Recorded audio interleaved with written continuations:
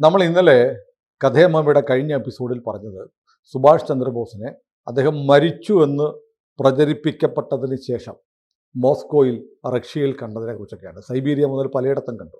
ആ കഥ തീർന്നില്ല എന്ന് പറഞ്ഞാണ് ഇന്നലെ നമ്മൾ എപ്പിസോഡ് അവസാനിപ്പിച്ചത്. ബാക്കി കേൾക്കാൻ ഞാനും നമ്മുടെ പ്രേക്ഷകരും കാത്തിരിക്കുകയാണ്. സുഭാഷ് ചന്ദ്രബോസ് ഈ ഒന്നാം ലോക യുദ്ധം തുടങ്ങി താമസിയാതെ ഇന്ത്യ മോചിപ്പിക്കാൻ വേണ്ടി റഷ്യൻ സഹായം ചോദിച്ചിരുന്നു എന്നൊരു വിവരം അടുത്ത കാലത്ത് ഈ ബോസിന്റെ കുടുംബത്തിൽ നിന്ന് തന്നെയുള്ള മാധുരി ബോസ് എഴുതിയ ദ ബോസ് ബ്രദേഴ്സ് എന്ന് പറഞ്ഞ പുസ്തകത്തിൽ പറയുന്നുണ്ട്. അമിയ ബോസ് അനന്തരവനാണ് സുഭാഷ് ചന്ദ്രബോസിന്റെ. ഈ ചേട്ടന്റെ മകൻ ശരത് ചന്ദ്ര ബോസിന്റെ. അമിയ ബോസിന്റെ മകളാണ് ഈ മാധുരി ബോസ് പുസ്തകം എഴുതിയിരിക്കുന്നത്.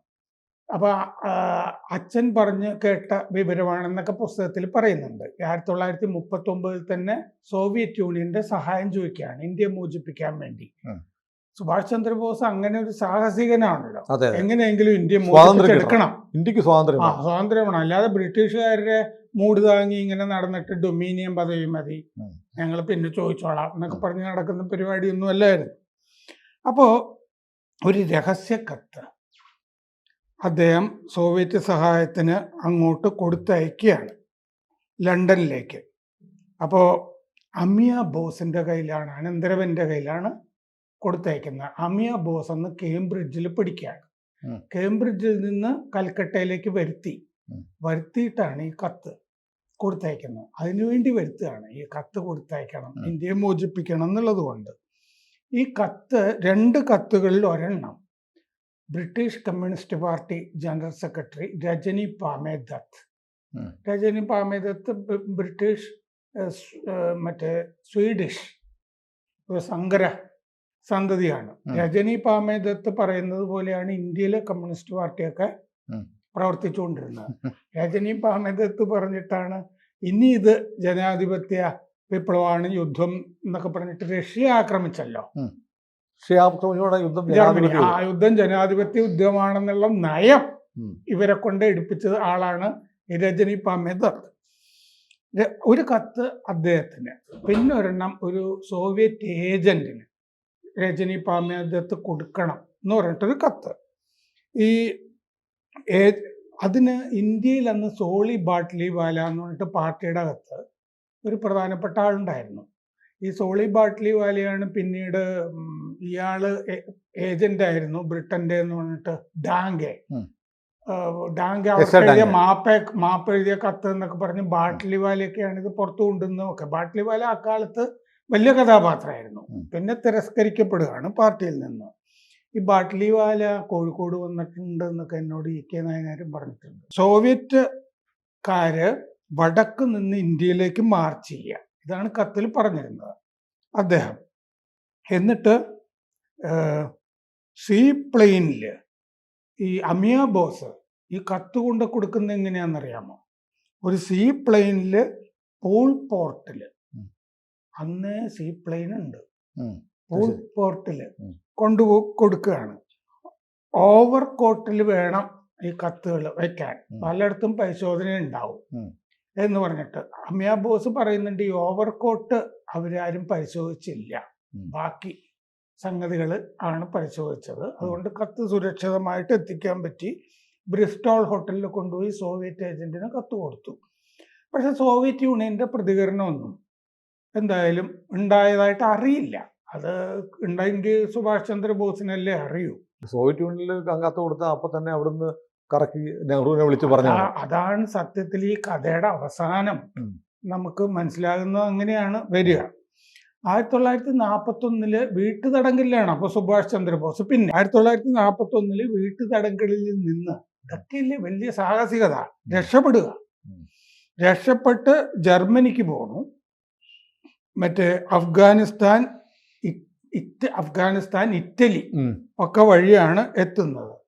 അപ്പോ വ്യാജ പാസ്പോർട്ട് എന്താണെന്നറിയോ? പേര് സുഭാഷ് ചന്ദ്രബോസിന്റെ വ്യാജ പേര് കൗണ്ട് ഒർലാൻഡോ മസോട്ട. കൗണ്ടാണ്, പ്രഭുക്കന്മാരാണല്ലോ കൗണ്ട് എന്ന് പറയുന്നത്. അതെ, കൗണ്ട് ഒർലാൻഡോ. അപ്പൊ പെട്ടെന്ന് കയറിയ മറ്റേ കടത്തി അതെ, വിടുകയൊക്കെ അതെ. ചെയ്യുമല്ലോ കൗണ്ട് എന്നൊക്കെ കാണുമ്പോൾ. കൗണ്ട് ഒർലാൻഡോ മസോട്ട എന്ന് പറഞ്ഞിട്ട് പിന്നെ ആണ് അദ്ദേഹം ഈ INA തുടങ്ങിയിട്ടുള്ള കാര്യങ്ങളിലേക്കൊക്കെ പോകുന്നത്. അദ്ദേഹം ഹിറ്റ്ലറൊക്കെ കാണുന്നുണ്ടല്ലോ ഉം.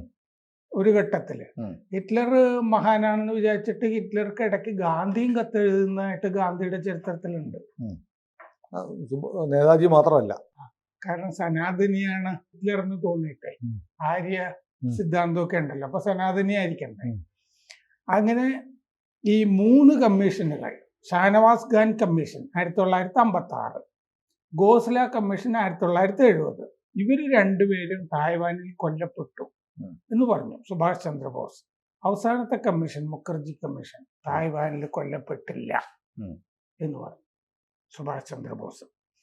നേതാജി കാര്യങ്ങളിൽ ഗവേഷണം നടത്തുന്ന ഈ അനുജിതറിനെ പോലെ തന്നെ ഇക്ബാൽ മൽഹോത്ര എന്ന് പറഞ്ഞൊരാളുണ്ട്. മൽഹോത്ര കണ്ടെത്തിയിരിക്കുന്നത് സിംഗപ്പൂരിൽ നിന്ന് അന്തർവാഹിനിയിൽ രക്ഷപ്പെട്ടു എന്നാണ്.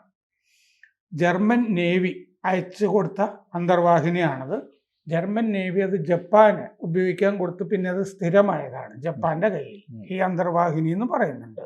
അതില് സോവിയറ്റ് യൂണിയനിലെ വ്ളാഡിവോസ്റ്റോക്കിൽ എത്തി സുഭാഷ് ചന്ദ്രബോസ്. ഇതൊക്കെ പ്രകാരം ഇനി നമ്മൾ വരുന്നത് ഈ നേതാജി കാര്യങ്ങളിൽ ഗവേഷണം നടത്തുന്ന പുരബി റോയ് എന്ന് പറഞ്ഞ സ്ത്രീ പണ്ഡിതയാണ്, റഷ്യൻ ഭാഷാ പണ്ഡിത.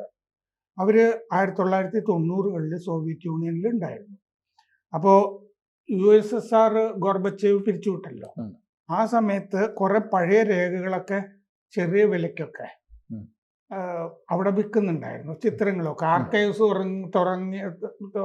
തുടങ്ങിയിട്ട് ഇനി ആവശ്യമില്ല എന്ന് വെച്ചിട്ട്. ആ കാലത്ത് ഈ ലെനിന്റെ കംപ്ലീറ്റ് കൃതികളിൽ വലിയ 1000 പേജൊക്കെ ഉണ്ടാവില്ലേ. ഇതെനിക്ക് ദേശാഭിമാനിയും ബുക്ക് സ്റ്റോളിൽ നിന്ന് 2 രൂപയ്ക്കൊക്കെ കിട്ടിയിട്ടുണ്ട് ആ സമയത്ത്. ഇവിടെയും ആവശ്യമില്ല എന്ന് തോന്നി അവർക്ക്. അങ്ങനെ ഇവര് റഷ്യയില് തടവ് കേന്ദ്രത്തിൽ കഴിയുന്ന നേതാജിയുടെ ഒരു ചിത്രം ഇവർക്ക് കിട്ടി. റഷ്യയിലൊരു ഒരു ഡിറ്റൻഷൻ സെന്ററിൽ കഴിയുന്ന നേതാജി സുഭാഷ് ചന്ദ്രബോസിന്റെ ചിത്രം. അപ്പൊ എന്തുകൊണ്ട് അദ്ദേഹം ഒരു തടവ് കേന്ദ്രത്തിലായി? വ്ളാഡിവോസ്റ്റോക്കിൽ അന്തർവാഹിനിയിൽ വന്നിട്ട് നേരെ ജയിലിലേക്കാണ് പോയത്. ജയിലിലേക്ക് അവിടുന്ന് കൊണ്ടുപോയി കൈകാര്യം ചെയ്തിട്ടുണ്ട് സ്റ്റാലിനും കൂട്ടരും. എന്തോ കാരണം വേണമല്ലോ അതിന്. അപ്പോ മോസ്കോയ്ക്ക് പുറത്ത് പൊഡോൾസ്ക് എന്ന് പറഞ്ഞ സ്ഥലത്താണ് ഈ നിൽക്കുന്നത് എന്ന് ഐഡന്റിഫൈ ചെയ്തു.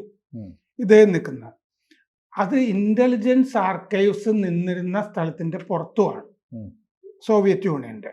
ഇവര് ഇതിന്റെ വിവരങ്ങൾക്കൊക്കെ വേണ്ടിയിട്ട് ആർക്കൈവ്സിൽ തപ്പാൻ, സുഭാഷ് ചന്ദ്രബോസ് അവിടെ ജീവിച്ചിരുന്നോ എന്നുള്ള കാര്യം തപ്പാനായിട്ട് ഇവര് സുഹൃത്ത് മേജർ ജനറൽ അലക്സാണ്ടർ കൊലേഷ്നിക്കോവിനോട് അപേക്ഷിച്ചു.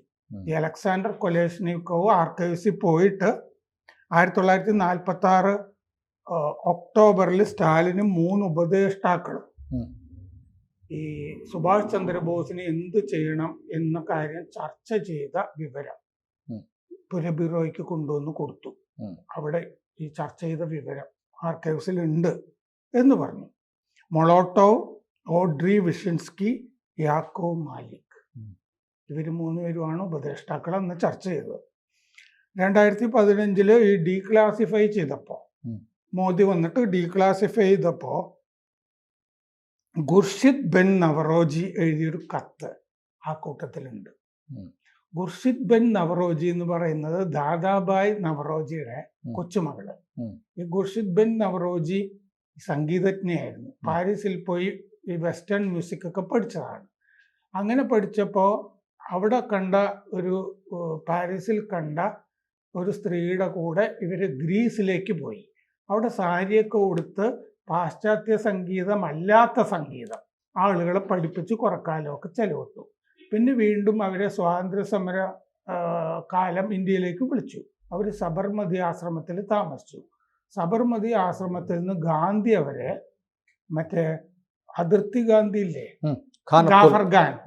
ഗാഫർ ഖാന്റെ അടുത്തേക്ക്, ആ ഇപ്പോഴത്തെ ഖൈബർ പഷ്തൂൺവ എന്ന് പറഞ്ഞ പാകിസ്ഥാനിലെ ആ നോർത്ത് വെസ്റ്റ് ഫ്രോണ്ടിയർ ഭാഗത്ത് പോയി പ്രവർത്തിക്കാനായിട്ട് അങ്ങോട്ട് അയച്ചു. കുറെ കാലം അവർ അവിടെ പ്രവർത്തിച്ചു. അവിടെ വലിയ താരമൊക്കെ ആയിരുന്നു. അത് പക്ഷെ ബ്രിട്ടീഷുകാര് അങ്ങനെ താരമാകണ്ടെന്ന് പറഞ്ഞിട്ട് തടവിലിട്ടു അവരെ. അപ്പോൾ ഇതാണ് ഈ ഖുർഷിദ് ബിൻ നവറോജിയുടെ പശ്ചാത്തലം. ഇവര് 1947 ശേഷം 66 അടുത്തും മരിച്ചിട്ടുണ്ട്. പക്ഷെ 47 ശേഷം എന്താണ് ചെയ്തതെന്ന് ചരിത്രത്തിലില്ല. ഒരു മിസ്റ്ററി ആയിട്ട് കിടപ്പുണ്ട്. അപ്പോൾ ഇവർ എന്ത് ചെയ്തു എന്ന് വെച്ചാൽ ഗാന്ധിയുടെ പ്രൈവറ്റ് സെക്രട്ടറിയുമായിരുന്നു കുറച്ചു കാലം.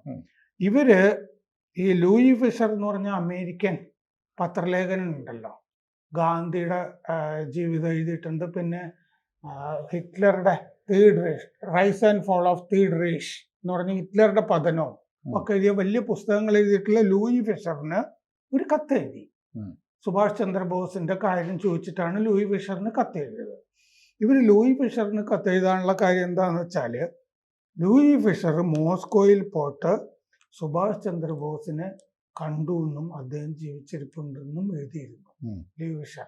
അപ്പൊ അതിന്റെ ഡീറ്റെയിൽസ് ചോദിച്ചിട്ടാണ് ഇവർ എഴുതിയത്. ബോസ് എന്നിട്ട് ഇവർ എഴുതിയ കത്തിൽ പറയാണ്, ഈ ഡീക്ലാസിഫൈ ചെയ്ത കൂട്ടത്തിലുള്ള കത്തില് 2015 നമുക്ക് കിട്ടുന്ന കത്തില് ഇവര് ലൂയി ഫിഷർ എഴുതിയ കത്തിൽ പറഞ്ഞിരിക്കുകയാണ്, സുഭാഷ് ചന്ദ്രബോസ് റഷ്യയുടെ സഹായത്തോടെ ഇന്ത്യയിലേക്ക് വന്നാൽ ഗാന്ധിയോ കോൺഗ്രസോ അത് ന്യായീകരിക്കില്ല.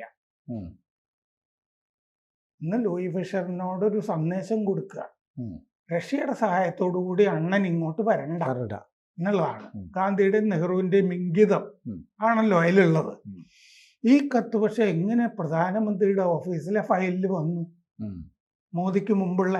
അപ്പൊ ഇത്തരം രഹസ്യ സാധനങ്ങളൊക്കെ, ഈ രേഖകളെല്ലാം പ്രധാനമന്ത്രിയുടെ ഓഫീസിൽ തന്നെയാണല്ലോ സൂക്ഷിക്കുന്നത്, ആർക്കൈവ്സിലല്ല. ക്ലാസിഫൈഡ് ആണ്, രഹസ്യമാണ്. ഇന്ദിരാഗാന്ധിയുടെ നെഹ്റുവിന്റെ ഒക്കെ ഓഫീസിലാണ് സൂക്ഷിച്ചുകൊണ്ടിരിക്കുന്നത്. ഒരു കാരണവശാലും പുറത്തു പോകരുത്, സേഫ് ആയിട്ടുള്ള സ്ഥലത്തിരിക്കണം, നമ്മുടെ കയ്യിൽ തന്നെ ഇരിക്കണം. ഇന്ന് നെഹ്റു വംശം തീരുമാനിച്ചത് കൊണ്ടല്ലേ അങ്ങനെ. ഇന്ത്യയിലേക്ക് വരാൻ സത്യത്തിൽ സുഭാഷ് ചന്ദ്രബോസ് ആഗ്രഹിച്ചിരുന്നു. നെഹ്റുവിന് എഴുതിയിരുന്നു, എനിക്ക് വരാൻ ആഗ്രഹമുണ്ട് എന്ന് എഴുതിയിരുന്നു. അപ്പൊ നോർത്ത് വെസ്റ്റേൺ ഫ്രോണ്ടിയർ ഉണ്ടല്ലോ, ഈ ഖൈബർ പഷ്തൂൺവ ഇവരുണ്ടായിരുന്ന നവറോജിയുടെ കൊച്ചുമകൾ ഉണ്ടായിരുന്ന ആ സ്ഥലം വഴി വരാൻ ആഗ്രഹമുണ്ട് എന്ന് തന്നെയാണ് പറഞ്ഞിരുന്നത്. ബ്രിട്ടൻ ആണെങ്കിൽ ഇദ്ദേഹം മരിച്ച ശേഷവും ജീവിച്ചിരിപ്പുണ്ട് എന്നുള്ള കാര്യം അറിയാമായിരുന്നു. ക്ലെമന്റ് ആറ്റ്ലി പ്രധാനമന്ത്രി, ബ്രിട്ടന്റെ പ്രധാനമന്ത്രി 1945 ഒക്ടോബർ 25 പറഞ്ഞു, ബോസ് ഇരിക്കുന്ന സ്ഥലത്ത് തന്നെ ഇരുന്നോട്ടെ. അതായത് ഒക്ടോബർ 25 ഈ പറഞ്ഞതെന്ന് ഓർക്കണം. ആറ്റ്ലി ഇദ്ദേഹം വിമാനാപകടത്തിൽ മരിച്ചു എന്ന് പറയുന്നത് ഓഗസ്റ്റ് 19 1900. അത് കഴിഞ്ഞ് 2 മാസം കഴിഞ്ഞാണ് ഈ ആറ്റ്ലിയുടെ പ്രസ്താവന. അപ്പൊ ആറ്റ്ലിക്കും അറിയാം, അവർക്ക് ഇന്റലിജൻസ് റിപ്പോർട്ടൊക്കെ കിട്ടിയിട്ടുണ്ട്. അപ്പോൾ 1948 സെപ്റ്റംബറിലാണ് ശരിക്കും നമുക്ക് സ്വാതന്ത്ര്യം ബ്രിട്ടൻ തരേണ്ടത്. മൗണ്ട് ബാറ്റൻ അത് നേരത്തെ ആക്കുകയാണ്, മുമ്പോട്ടാക്കുകയാണ്. 1946 ചുവപ്പ് കോട്ടയിൽ INA ഭടന്മാരുടെ വിചാരണ നടക്കുന്നുണ്ട് 46. അത് നമുക്ക് പ്രത്യേകമായിട്ട് എടുക്കണം. അപ്പോ ആ വിചാരണ ഇന്ത്യയിൽ ഭയങ്കര ദേശീയ വികാരം ആളിക്കത്തിച്ചു. ഇങ്ങനെ നമുക്ക് വേണ്ടി പോരാടിയ ആളുകളെ വിചാരണ ചെയ്തുകൊണ്ടിരിക്കുകയാണല്ലോ എന്നുള്ള കാര്യം. ബോസ് അങ്ങനെ മടങ്ങുന്നില്ല. അപ്പോൾ സ്റ്റാലിനുമായിട്ട് വല്ല തർക്കവും ബോസിന് ഉണ്ടായിട്ടുണ്ടാവുമോ എന്നൊരു സംശയം. സ്റ്റാലിനെ ഇവിടെ നിന്ന് ആരെങ്കിലും കുത്തിത്തിരിച്ചാലും മതിയല്ലോ, അങ്ങനെ വരാം. നേതാജിയുടെ പ്ലാനൊക്കെ റദ്ദാക്കി. ഗുലാഗ് ആർക്കിപ്പെലാഗോയിൽ എങ്ങാനും ബോസിനെ കൊണ്ടിട്ടിരുന്നോ എന്ന് പറഞ്ഞാൽ ഈ ക്യാമ്പുകളാണല്ലോ. അപ്പോൾ അവിടുത്തെ അന്തരീക്ഷം അദ്ദേഹത്തിന് പറ്റില്ല, തണുപ്പും കാര്യങ്ങളും ഒക്കെ. അങ്ങനെ ആ അന്തരീക്ഷത്തിൽ അദ്ദേഹം മരിച്ചു പോയിട്ടുണ്ടാവുമോ സംശയമുണ്ട്. പക്ഷേ ഈ സ്ഥലങ്ങളിൽ നിന്നൊക്കെ അദ്ദേഹത്തിന് ലേക്ക് ബൈക്കലിന്റെ അടുത്തേക്ക് മാറ്റിയതായിട്ട് അവിടുത്തെ രേഖകളിലുണ്ട്. ബൈക്കൽ തടാകത്തിന്റെ അടുത്തേക്ക് 1953 സ്റ്റാലിൻ മരിക്കുന്നത് വരെ തടവിലായിരുന്നു സുഭാഷ് ചന്ദ്രബോസ്. അതിനുശേഷം മോചിപ്പിച്ചിരിക്കാം. അപ്പൊ 1953 വരെ തടവിലായിരുന്നു, പിന്നീട് മോചിപ്പിച്ചിരിക്കാം. 1947 സ്വാതന്ത്ര്യത്തിന് ശേഷം നെഹ്റു എന്ത് ചെയ്തു എന്ന് വെച്ചാല്, അദ്ദേഹത്തിന് പ്രിയപ്പെട്ട സ്ഥലമാണല്ലോ സോവിയറ്റ് യൂണിയൻ, സ്വന്തം സഹോദരി വിജയലക്ഷ്മി പണ്ഡിറ്റിനെ സ്ഥാനപതിയായിട്ട് അങ്ങോട്ട് അയച്ചു. ഉം. അവര് സ്റ്റാലിൻ കാണാൻ കൂട്ടാക്കിയില്ല, ഉം. കണ്ടതേയില്ല, ഒരിക്കലും കാണാൻ പറ്റിയില്ല. അപ്പൊ അത് പരാജയപ്പെട്ടപ്പോ എസ് രാധാകൃഷ്ണന് ഉം. അത് വല്ലാത്ത ചോയ്സ് ആയിരുന്നു. അതെ. അദ്ദേഹം അക്കാഡമിഷ്യനാണല്ലോ. ഉം. എസ് രാധാകൃഷ്ണനെ അയച്ചു. ഉം. എസ് രാധാകൃഷ്ണൻ നല്ല വിജയമായിരുന്നു. ഉം. സ്റ്റാലിനൊക്കെ ആയിട്ട് നന്നായിട്ട് പോയി. പക്ഷെ സ്റ്റാലിന് ഇന്ത്യയെ പറ്റി ഒന്നും അറിയില്ലായിരുന്നു. ഉം. ഈ സ്റ്റാലിനുമായിട്ട് സംസാരിച്ചിരുന്ന വിവരങ്ങൾ സമ്മറൈസ് ചെയ്തിട്ട് അന്നത്തെ ഈ വിദേശകാര്യ സെക്രട്ടറി വിദേശകാര്യ സെക്രട്ടറി ഉം. ആർ കെ നെഹ്റു, ഉം. രത്തൻ കുമാർ നെഹ്റു കുടുംബത്തിൽ നിന്ന് തന്നെയാണ്. ഉം. പട്ടാള മേധാവി V K Nehru, R K Nehru. R K Nehru ഇതിന് ഈ സമ്മറി അയച്ചിരുന്നു. അപ്പൊ സ്റ്റാലിൻ ചോദിച്ചു ഒന്ന്, ഉം. ഈ ഇന്ത്യയുടെ ദേശീയ ഭാഷ ഗുജറാത്തി ആണല്ലേ എന്ന് ചോദിച്ചു ഒന്ന്. ഉം. ശ്രീലങ്ക ഇന്ത്യയിലാണല്ലേ ഉം. എന്ന് ചോദിച്ചു എന്ന് രാധാകൃഷ്ണന്റെ നോട്ട്സിൽ പറയുന്നുണ്ട്. ഏതായാലും രാധാകൃഷ്ണന് തിരിച്ചു വന്നു കഴിഞ്ഞപ്പോൾ 1954 ആദ്യത്തെ കൂട്ടത്തിൽ തന്നെ ഭാരതരത്നം ഉം. കൊടുത്തു നെഹ്റു. ഉം. നെഹ്റുവിനും കൊടുത്തിട്ടുണ്ട്. ഉം. ഇന്ന് ഇന്ദിരാഗാന്ധിക്കും കൊടുത്തിട്ടുണ്ട് സ്വന്തമായിട്ട് ഭാരതരത്നം. സ്വന്തമായിട്ട് എഴുതിയെടുത്തു. അതെ, 1971 ഗസറ്റഡ് ഓഫീസർമാർക്ക് ശമ്പളം എഴുതിയെടുക്കുക എന്ന് പറയുന്ന പോലെ. 1971 യുദ്ധം കഴിഞ്ഞപ്പോ ഉം. ഇന്ദിരാഗാന്ധിക്ക് തന്നെ കൊടുത്തു. നെഹ്റു ഒരു മര്യാദ ചെയ്തു.